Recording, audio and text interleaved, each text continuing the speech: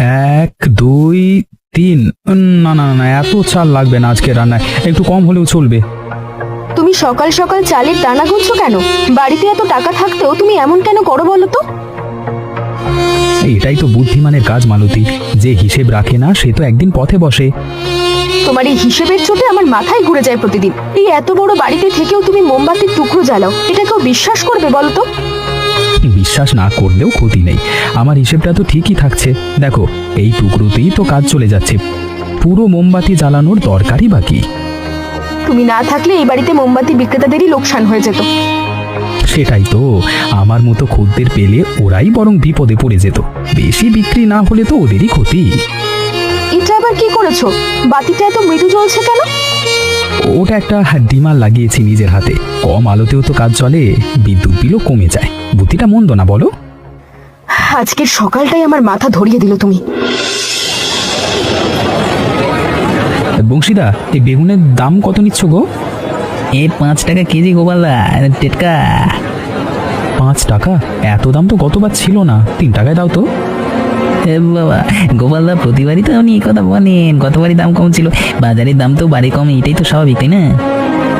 স্বাভাবিক ঠিক আছে, কিন্তু আমার পকেটের জন্য একটু অস্বাভাবিক, দয়া করে দাও না গো। এই গোপালদা, এই 3 টাকা তো আমার নিজেরই কেনা পড়ে, আপনি তো এমনিতেই বড় লোক মানুষ, এই সামান্য 2 টাকার জন্য দরদাম করছেন, ভালো লাগে না।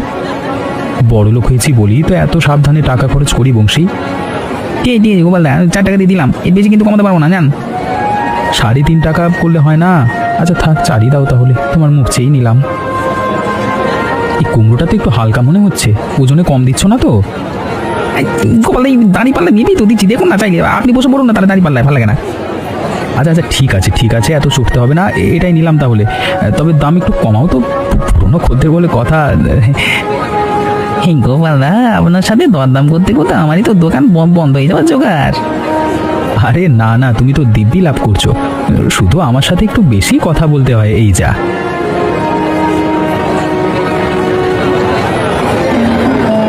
গোপালদা, শুধু চকি মানে চেকেই চলে যাচ্ছেন, চুয়ে কিছু নেবেন না গোপালদা? আজকে না দাদা, শুধু দেখছিলাম মিষ্টিটা মানে টাটকা কিনা, কালকে আসবো তখন কিনবো। হ্যাঁ, আপনি প্রতিদিন এসে চেকে চলে যান, দাম পাম দেন না গোপালদা, একদিন তো কিনেও দেখতে পারেন। হ্যাঁ, ইয়ে করতে বসে আছি আমি, এই কাল কাল করে, কাল যে কবে আসবে জানি না। কিছু বলে নাকি দাদা? না না, কিছু না গোপালদা, ভালো থাকবেন। হ্যাঁ, বলার সাহস নেই। আজকে বেশ ভালোই সাশ্রয় হলো, এই 2 টাকা এখানে, 1 টাকা ওখানে, সব মিলিয়ে তো বেশ কিছু বাঁচলো। এইটুকু সবজি এনেছো? কম জিনিসে বেশি সাশ্রয় মালতী, বেশি জিনিস কিনলে তো বেশি খরচ, তাই না? আমি বুদ্ধি করে কম কিনি। এই যুক্তিটা তুমি প্রতিদিনই দাও, একদিন তো বলবে বাড়িতে খাবারই লাগবে না, শুধু পানি খেলেই চলবে। সেটা একটু বেশি হয়ে যাবে, তবে তোমার কথায় যুক্তি আছে মালতী। তুমি তো এই বাড়ির সবচেয়ে বড় ধনী মানুষ গো, এমন কেন করো গোপাল? মানুষ কি বলে জানো? কি বলে আবার? যারা টাকা বাঁচাতে জানে না তারাই তো আমাকে নিয়ে কথা বলে। সত্যি তুমি বড় বেশি কিপটেমি করো। গতকাল পাশের বাড়ির মেয়ের বিয়েতেও তুমি সবচেয়ে কম দামের উপহার দিলে, আমার লজ্জায় মাথা কাটা যাচ্ছিল। উপহার তো মনের ভালোবাসা দেখানোর জিনিস, দাম দিয়ে ভালোবাসা মাপা যায় নাকি? আমি তো ছোট হলেও মন থেকেই দিয়েছিলাম। মন থেকে দিলে অন্তত মানুষের সামনে এত ছোট প্যাকেট নিয়ে যেতে না, লজ্জায় পড়তে হতো না আমাকে। ঠিক আছে, পরের বার একটু বড় প্যাকেটে ছোট জিনিস দেবো, সবাই খুশি থাকবে। এটাই তো তোমার সমস্যা, বাইরের চেহারা বদলাও, ভেতরের জিনিস বদলাও না। আরে না না, এটা তো শুধু একটা উদাহরণ দিলাম, তুমি একটু বেশি সিরিয়াস হচ্ছ ব্যাপারটা নিয়ে। সেটা বুঝি, কিন্তু প্রতিটা কাজে এত হিসেব করলে জীবনটা আনন্দহীন হয়ে যায়। কখনো কখনো একটু খোলা মনে খরচ করলে তো ক্ষতি নেই। দেখি, চেষ্টা করবো একটু বদলাতে। তোমার সঙ্গে তর্ক করে লাভ নেই, যাও হাত মুখ ধুয়ে নাও, খেতে দিচ্ছি।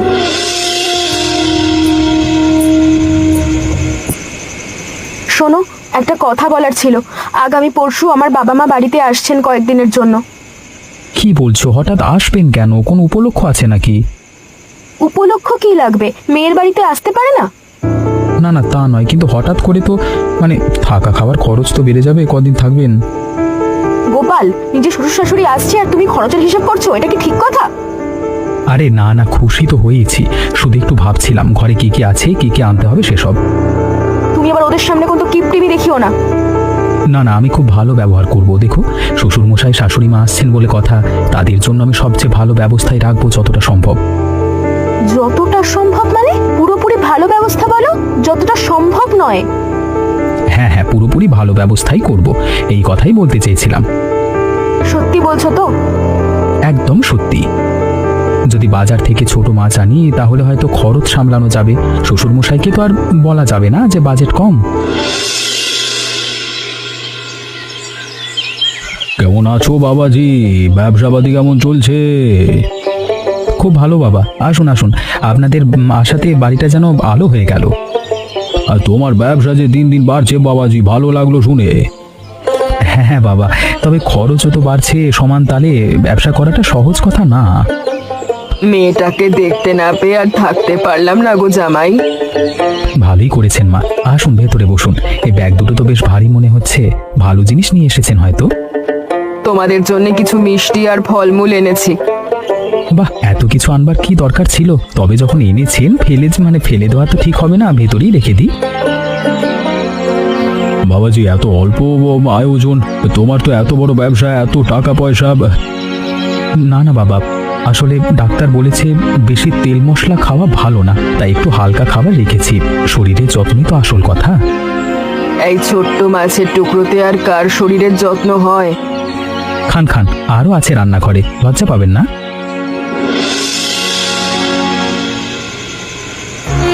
মারে, এই মানুষটাকে নিয়ে তুই কিভাবে সংসার করিস বলতো? এত টাকা থাকতেও কিপটেমি। আমিও তো বুঝি না মা, যা বলি তাতেই যুক্তি দিয়ে নিজেকে ঠিক প্রমাণ করে। কিছুতেই বদলাতে পারছি না ওকে। বিয়ের আগে তো এমন ছিল না, বিয়ের পর থেকে যেন আরো বেশি হয়ে গেছে মা। ব্যবসা বড় হওয়ার সঙ্গে সঙ্গে ওর হিসেবও যেন আরো করা হয়ে গেছে। একটা বুদ্ধি মাথায় এসেছে, যদি আমরা ওর সামনে থেকে ওকে খুব উদার দানশীল মানুষ বলে প্রশংসা করি, সবার সামনে বলি গোপাল তো সবচেয়ে উদার মানুষ, তাহলে হয়তো লজ্জায় পড়ে নিজেই বদলে যাবে। মানুষ প্রশংসা পেলে সেটার যোগ্য হতে চেষ্টা করে। বাহ, দারুণ বুদ্ধি তো। আমরা গ্রামের লোকজনের সামনে ওকে উদার বলে বলে বলবো, তখনও লজ্জায় একটু হলেও বদলাবে। এটা তো মনস্তাত্ত্বিক একটা কৌশল বাবা, শুনতে তো বেশ যুক্তিসঙ্গত লাগছে। আমি বহু বছর স্কুলে পড়িয়েছি মা, বাচ্চাদের নিয়ে কাজ করতে করতে এসব কৌশল শিখেছি। কাজ হবে তো? ও তো আবার নতুন কোনো যুক্তি খুঁজে বের করবে। চেষ্টা করে দেখতে ক্ষতি কি? কালকে থেকে শুরু করি।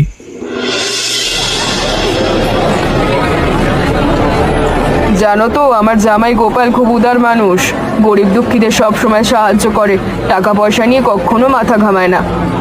তাই নাকি? বেশ ভালো তো, তাহলে তো ওনার কাছেই যাওয়া উচিত। আমার মেয়ের বিয়ের জন্য একটু সাহায্য দরকার ছিল। ও তা তো নিশ্চয়ই করবে, তবে এখন একটু ব্যস্ত আছে তো, পরে কথা বলে দেখো। মা এসব কি বলছেন? লোকে যদি সত্যি ভেবে নেয় তাহলে তো সবাই এসে হাত পাতবে আমার কাছে। কেন বাবা, তুমি তো সত্যিই উদার, তাই জন্যই তো বললাম। না না, আমি তেমন কিছু না, একদম সাধারণ মানুষ, এসব কথা আর বলবেন না। ঠিক আছে বাবা, আর বলবো না। আজকে থেকে বাজারে কম যাব, আর যা কিনবো লুকিয়ে কিনবো। মানুষ যদি ভুল বুঝে টাকা চাইতে আসে তাহলে তো সর্বনাশ। এই তো উল্টো ফল হয়ে গেল মা। তুমি প্রশংসা করলেও আরো বেশি কিপটেমি শুরু করে দিল।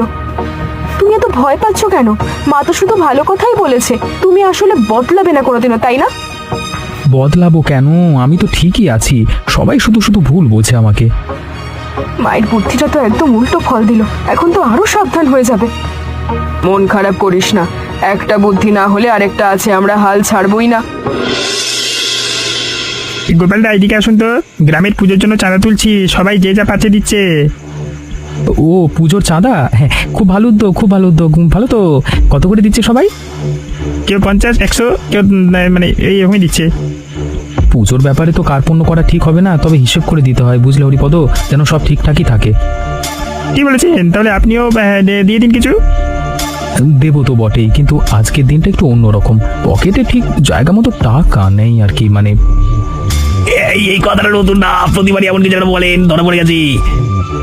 আরে আজকে তো পকেটে খুচরো নেই, একদম বড় নোট আছে, শুধু ভাঙাতে পারবে?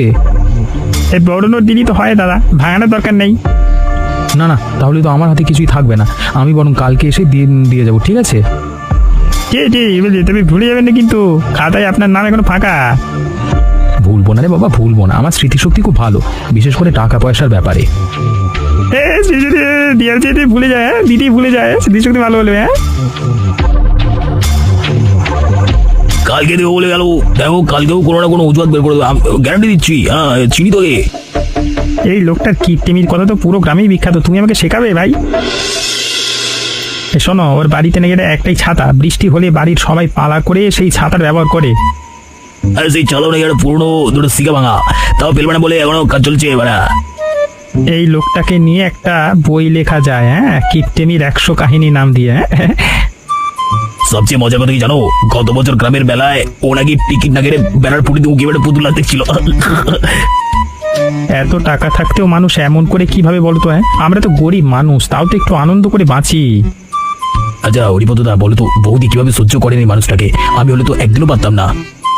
মেয়েরা সহ্য করবার শক্তি বেশি রাখে ভাই, আমাদের চেয়ে অনেক বেশি। তবে বৌদির কষ্টটা সত্যিই বোঝা যায়।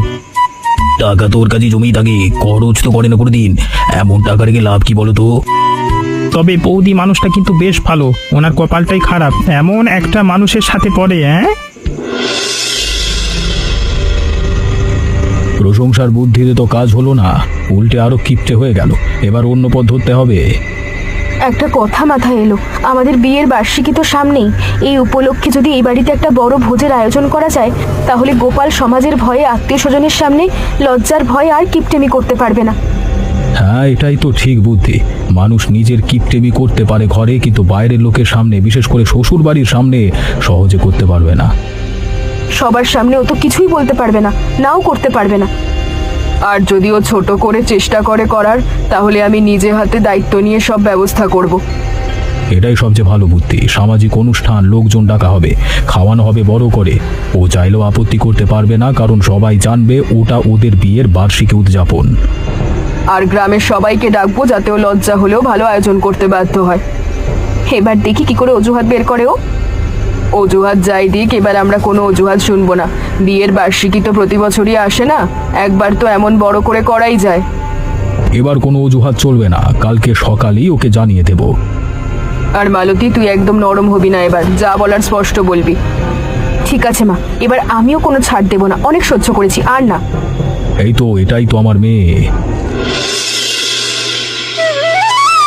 শোনো, আমাদের বিয়ের বার্ষিকী উপলক্ষে আমরা এই বাড়িতে একটা বড় ভোজের আয়োজন করেছি, গ্রামের সবাইকে দাওয়াত দেব।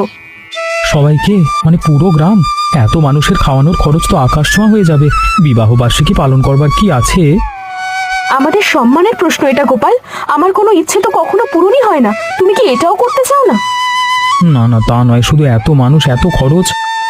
বিবাহ বার্ষিকী পালন হচ্ছে, তুমি শুধু ঠিক করো কিভাবে সবচেয়ে ভালোভাবে করবে। না, করছি না, শুধু একটু ছোট করে করলে হয় না? মানে ঘরোয়া ভাবে, শুধু কাছের কয়েকজন। আমার বাবা মা যখন প্রথমে এই বাড়িতে এলো, তুমি ওদের সাথে কি ব্যবহার করছিলে ভুলে গেছো? এবার আর কোনো ছাড় নেই, বড় করেই হবে, আর তুমি হাসি মুখে সব করবে। শোনো শোনো, অন্তত কতজন লোক আসবে সেটাও তো বলে যাও, একটু হিসেব করতে পারতাম। পুরো গ্রাম সবাই আসবে, আর কোনো প্রশ্ন নয়। যদি সব জিনিস ভাড়ায় আনি আর খাবারও কম দামে ম্যানেজ করি, তাহলে হয়তো খরচটা একটু কমানো যাবে। চিন্তা কিসের, আমার মাথায় বুদ্ধির অভাব নেই, ঠিক একটা রাস্তা বের করে ফেলবো। বংশীদা, একটা কথা বলি, এই তো ভোজের জিনিসপত্র সব যদি একটু কম দামে দাও, তাহলে পরের বার তোমার দোকান থেকেই সব কিনবো, প্রতিশ্রুতি দিলাম। হ্যাঁ, এত বড় ভোজ আর আপনি এখনো দরদাম করছেন, লোকে জানলে যে কি হবে? আপনি তো এমনিতেই আমার সবচেয়ে পুরনো খদ্দের, প্রতিশ্রুতি না দিলেও তো আপনি আমার কথাই মানে আমি তো আপনার কথাই শুনি। সেটাই তো বলছি, পুরনো সম্পর্কের খাতিরেই একটু ছাড় তো পাওয়া উচিত, তাই না? কেউ জানবে না, এটা আমাদের মধ্যেই থাকুক। তুমি শুধু মিষ্টিগুলো একটু ছোট সাইজে বানিয়ে দিও, লোকে বুঝবে না। হ্যাঁ, আপনার এই স্বভাব সত্যিই বদলাবে না গোপালদা। বদলানোর দরকারও কি বলতো? আমি তো সন্তুষ্ট আমার নিজের পদ্ধতিতে। হ্যাঁ, সন্তুষ্ট আপনি একাই, বাকি তো সবাই আপনার এই পদ্ধতি নিয়ে হাসাহাসি করে। হ্যাঁ, কি শুনলাম এটা গোপাল?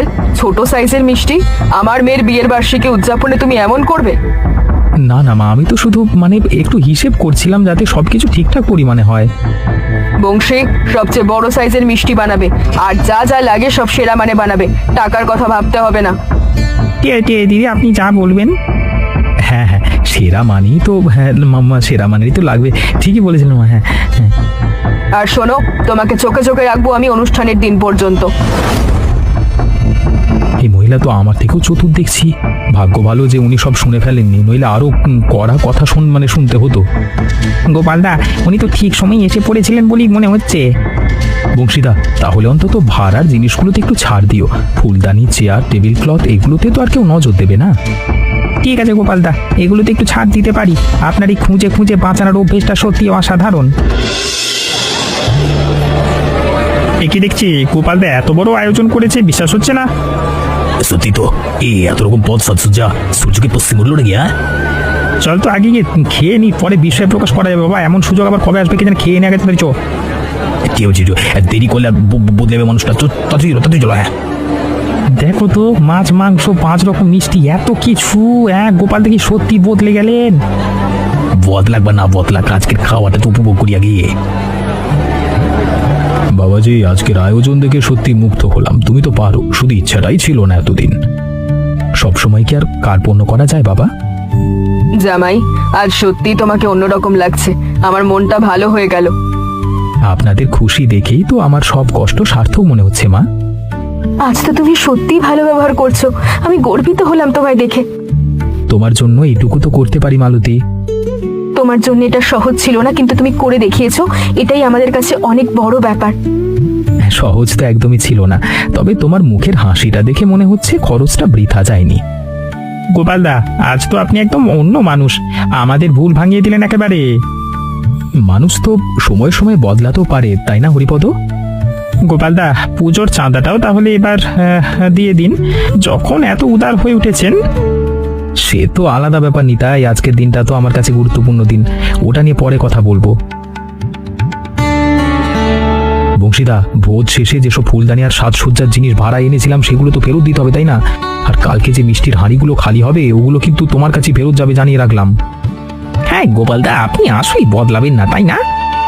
বদলে গেলে তো আমি গোপালই থাকবো না বংশীদা। তবে হ্যাঁ, আজকের দিনটার জন্য একটু বেশি খরচ করে ফেলেছি, এটা ঠিক। আপনার এই স্বভাব দেখেই তো গ্রামের মানুষ আপনাকে এত ভালোবাসি গোপালদা। একটু অন্যরকম বলি হয়তো। হ্যাঁ, আর শোনো, ওই বাড়তি চেয়ারগুলো যদি কালকে সকালেই নিয়ে যাও তাহলে ভাড়ার একটা দিনের টাকা বেঁচে যাবে, ঠিক আছে? ঠিক আছে গোপালদা, কালকে সকালেই লোক পাঠিয়ে দেব।